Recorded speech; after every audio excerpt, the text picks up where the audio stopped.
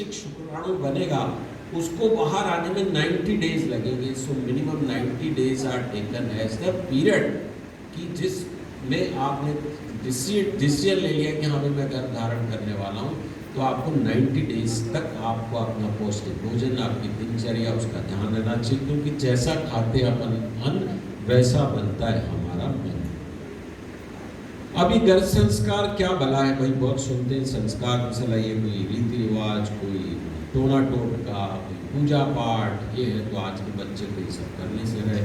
तो गर्भ संस्कार वर्ड जरूर है, बाकी संस्कार में टोने टोट के रूढ़िवादिता जैसा कुछ नहीं है। विज्ञान का वर्ड है जो मैं आपको बताऊंगा, एपिजेनेटिक्स, उसको हम बोल सकते हैं हिंदी के अंदर संस्कार, मतलब किसी चीज को मोल्ड करना, किसी चीज को शिक्षित करना, किसी खराब चीज को हटा के नई चीज से रिप्लेस करना, उसको हम बोलते हैं संस्कार। संस्कार और गर्भ में क्या संस्कार, इंट्रा यूट्राइन मीन्स गर्भावस्था के दौरान बच्चे का लालन पालन करना, पोषण करना, उसको सिखाना और प्रशिक्षण means intra uterine care, education and training of the foetus इस गर्भ संस्कार। अब सोचिए यार, बच्चा पेट के अंदर कैसे सीखेगा भाई, वो तो जब गोद में आएगा तभी तो हम सिखाएंगे। यही पर हमारे सोच में भेद हो गया। और ऐसा क्यों हो गया, क्योंकि पहले तो ये गर्भ संस्कार पहले तो नहीं था। अरे पहले था, क्योंकि बच्चे घरों में पैदा होते, खानदानों में पैदा होते थे।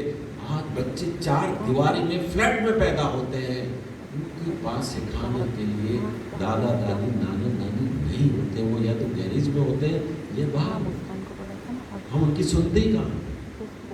तो वो संस्कार जो पहले की माताएं, जो यहाँ सीनियर लेडीज बैठी हैं, उनको पता होगा कि उनकी सास ने, उनकी मम्मी ने कहा होगा, बेटा देख अभी तेरे बच्चा होने वाला है, तू नहीं वहाँ मत जा, तू मंदिर जा, तू बैठ के आज चल चल रामायण का पाठ कर ले, आज तेरे को ये नहीं खाना, तेरे को ये खाना है, और वो सुनती थी। तो गर्भ संस्कार हमारी जीवन पद्धति का हिस्सा था, जो ऑटो मोड पे था, जो हमारी दादी नानियां, सास जेठानी हमारे को रूटीन में सिखाती रहती थी, वो ही गर्भ संस्कार था। कोई नई चीज नहीं है, ये सदियों का वर्ड है ये, और सदियों से दिया जाता रहा है। लेकिन आज ये नया है, क्योंकि बच्चे घर में नहीं फ्लैट्स में पैदा होते हैं। मेरा बच्चा अमेरिका में रह रहा है, बॉम्बे में रह रहा है, कहीं रह रहा है, मैं यहाँ रह रहा हूँ, उनको कोई अनुभव तो है। प्रेग्नेंट हो गए, अब उसके बाद क्या खाना उनकी कौन सुनने वाला, और हम फोन पे कहते बेटा ये खा लेना, हाँ खा लेंगे, that's what is going on.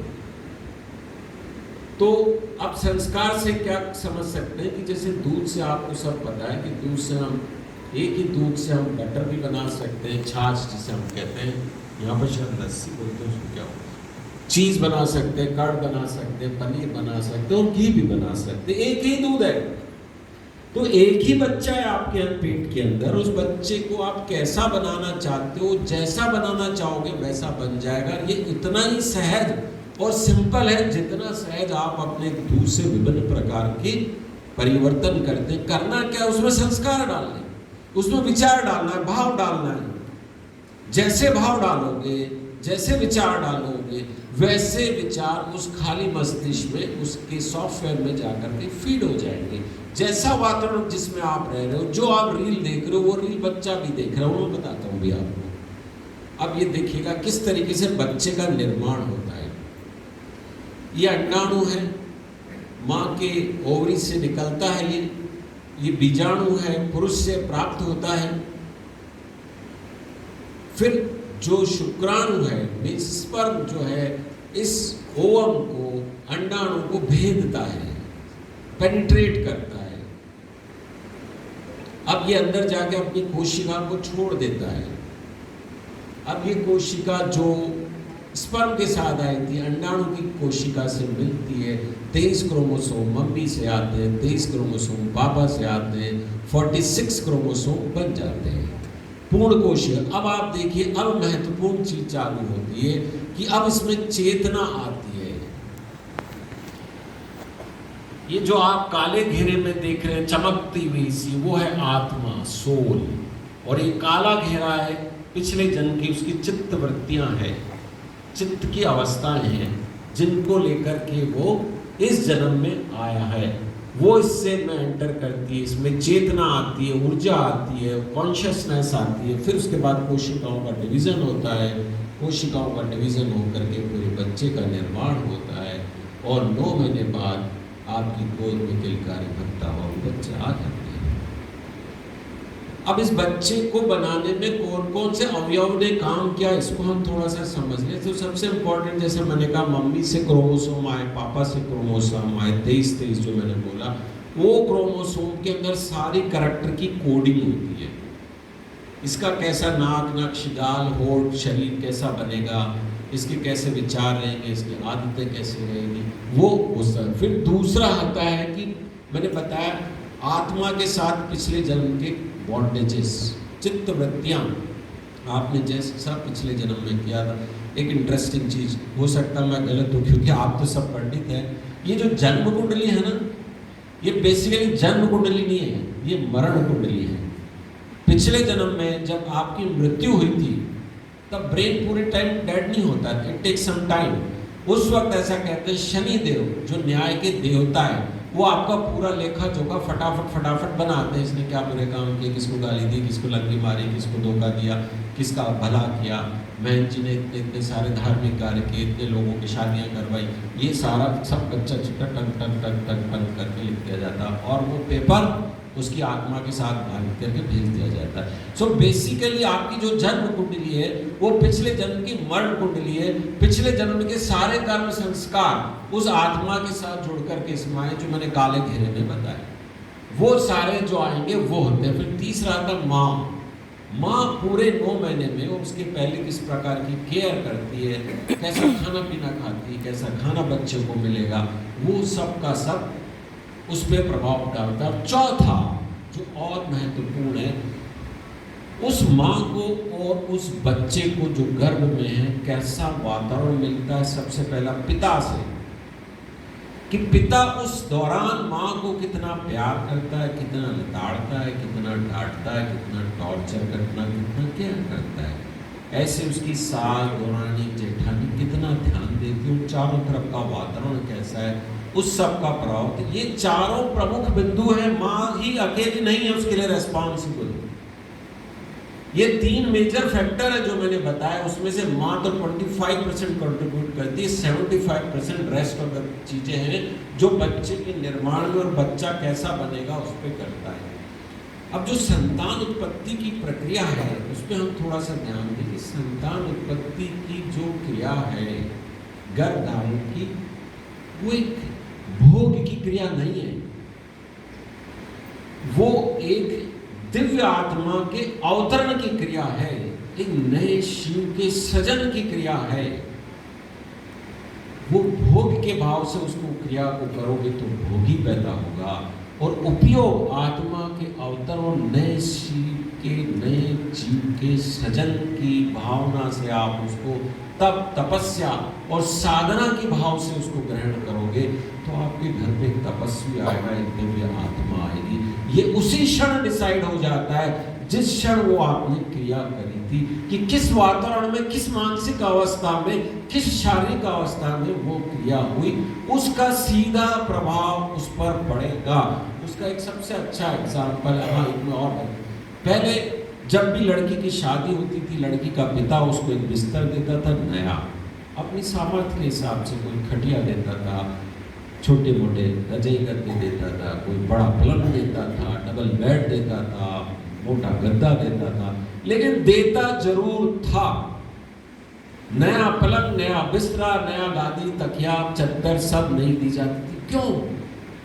उसके पिता को ये शक नहीं था कि यार जिस घर में जा रही है मेरी बेटी वहां पर उसको पलंग भी नहीं मिलेगा था, लेकिन उसको ये भी पता था कि मेरी बच्ची जो क्रिया करने वाली है, जो तपस्या करने वाली है, जो ध्यान लगाने वाली है, वो दिव्य है, वो बहुत पवित्र है, तपस्या है। तो उसके लिए उसके आसन का शुद्ध होना, पवित्र होना, नया होना अत्यधिक आवश्यक है। इसीलिए नया बिस्तरा दिया जाता था और पहली रात्रि घर में बनती थी, हर्षोल्लास और प्रेम के वातावरण में पूर्णता सब कुछ परिचित वातावरण होता था। और आज क्या होता है, हनीमून बनता है, काका बनता, नई नई जगह ढूंढते हैं, एग्जोटिक जगह, डरावनी जगह, जंगलों वाली जगह। तो भैया वहाँ का वातावरण कैसा हुआ, वो पलंग बिस्तरा कमरा जहाँ वो क्रिया होती है उस पर क्या क्या क्रियाएं हुई होगी, पहले किस किस भावना से वो क्रिया हुई होगी, कौन सी आत्माएं वहाँ पर विचलित कर दी होगी, और किस मानसिक अवस्था में आपने की, उस सब का प्रभाव उस पर पड़ता है। अब इसका प्रभाव पड़ता है, उसका सबसे अच्छा एग्जाम्पल है हमारे महाभारत के अंदर कि अपने धृतराष्ट्र, विदुर जी और पांडु जी, इनका जन्म हुआ अंबिका, अंबालिका और दासी परश्रमी देवी से। उनकी नियोग की क्रिया होगी वेद व्यास से, क्योंकि विचित्र वीर की डेथ हो जाती है।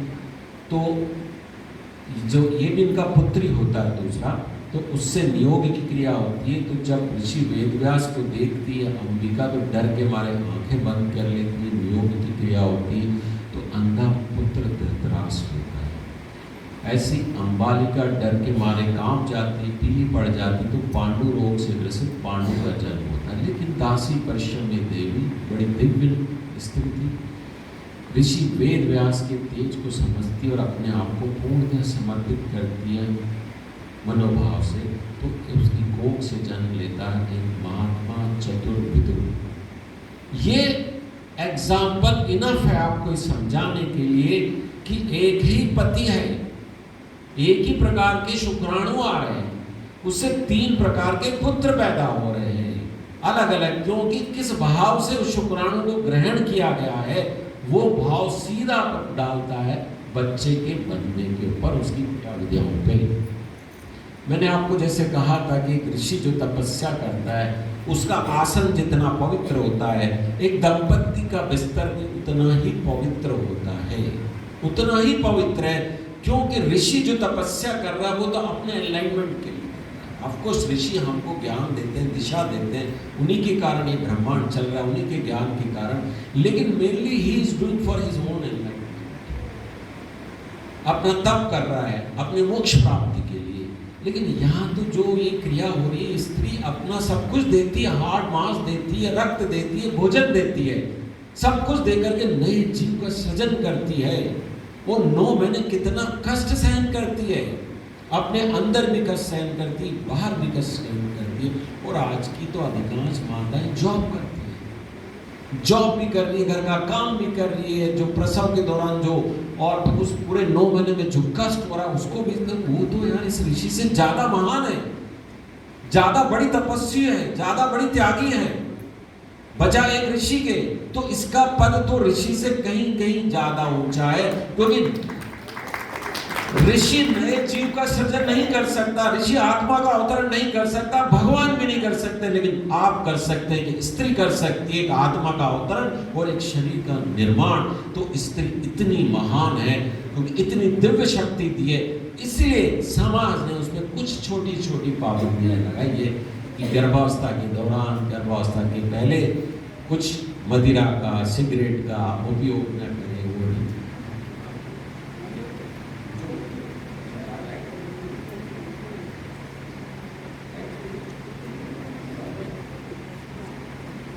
हेलो,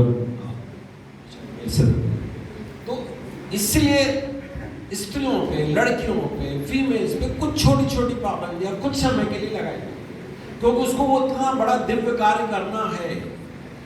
वो यदि सिगरेट पिएगी, वो यदि दारू पिएगी, अल्कोहल लेगी, रात को ज्यादा जगेगी, म्यूजिक में जाएगी, तो उसके इफेक्ट क्या होने वाले वो भी मैं आपको भी बताता हूँ। एक वर्ड है एपिजेनेटिक्स, आप शायद यदि थोड़े साइंस के स्टूडेंट तो एपिजेनेटिक्स का मतलब होता है कि जीन्स तो हमारे पास आए लेकिन हम उसको बदल सकते हैं। जैसे कृष्ण ने कहा कि आपके कर्म ही प्रधान है, यदि आप अपने पिछले जन्म के कर्मों से ही चलते तो जैसा पहला जन्म था वैसे ही आज ऐसे की वैसे होंगे। मतलब मेरे में मोक्ष प्राप्ति का कोई स्कोप ही नहीं था। मैं यदि पिछले जन्म में राक्षस था, लुटेरा था, तो इस जन्म में भी राक्षस ही बनूंगा, अगले 100 जन्मों में भी राक्षस ही बनूंगा।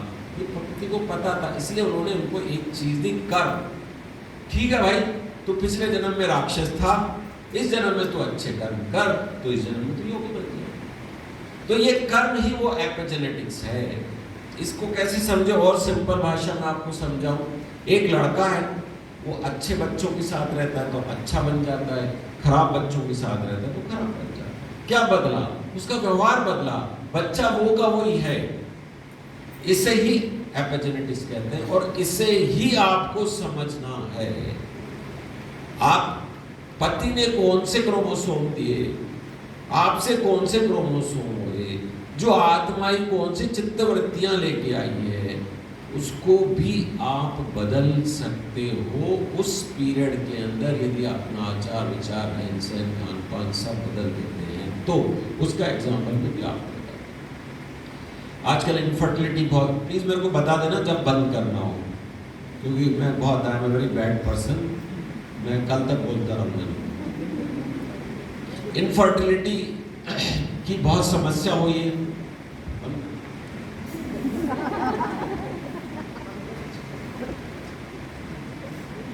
मेरे को एकदम डर लगता है कि मैं लिमिट क्रॉस कर गया। इनफर्टिलिटी आज बहुत कॉमन समस्या। आज हम जहाँ भी जानते हैं अधिकांश बच्चियाँ आती है, बहनें आती है, वो कहती भाई हमारे तो बच्चे ही नहीं हो रहे हैं, बहुत बड़ी समस्या। उसका कारण आज का वातावरण है, तनाव है, लेट मैरिजेस हो रही हैं। दूसरा स्ट्रेस, दोनों काम करते बेचारे, आज बॉस ने डांट दिया, कल उसने डांट दिया, कल जूनियर ने बात नहीं सुनी, वो हुआ। हर वक्त महिला पुरुष दोनों तनाव में अपने घर पर पहुंचते हैं, थके मांदे। फिर रात को जो क्रिया होती है अनमने मन से होती है, शारीरिक स्तर पर होती है, मानसिक स्तर पर नहीं होती है। वो क्रिया शारीरिक स्तर की नहीं है।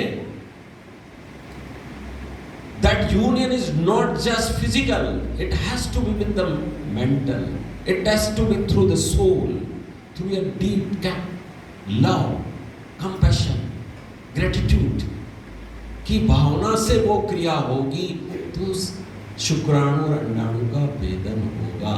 क्योंकि ये वाइब्रेशन का खेल है। वाइब्रेशन को क्या बोलते हैं? कंपन, वाइब्रेशन। स्पर्म में और ओवम में वाइब्रेशन से गतिशील है वो, उनकी गति आपके विचारों से नियंत्रित हो रही है।